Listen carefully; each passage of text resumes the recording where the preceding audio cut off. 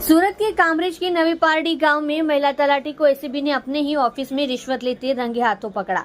सूरत समेत राज्य भर में रिश्वतखोरी की घटनाएं बढ़ रही है। हालांकि रिश्वत लेने से हमेशा छोटी मछलियां एसीबी द्वारा पकड़ी जाती है।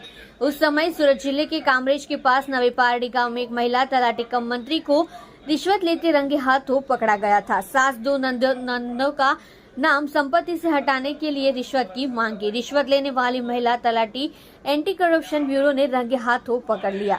नाम कटौती के बदले रिश्वत की मांग करना।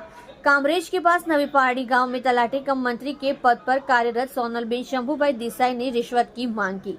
शिकायतकर्ता नवी पहाड़ी ग्राम पंचायत में अपने माता पिता द्वारा विरासत में मिली संपत्ति में अपने प्रत्यक्ष उत्तराधिकारियों के नाम का उपयोग कर रहा था, जिसमें सास और दो नंदों का नाम कम करने का शपथ पत्र दिया गया। तब सोनलबेन देसाई ने आगे की कार्यवाही करने के बदले में 9,000 की रिश्वत की मांग की।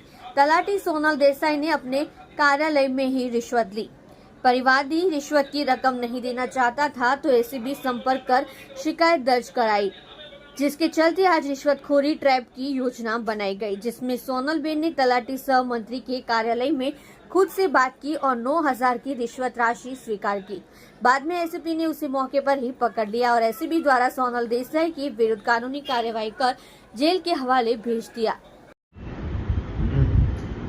एक महिला तलाटीની ધરપકડ થઈ છે, શું હતી?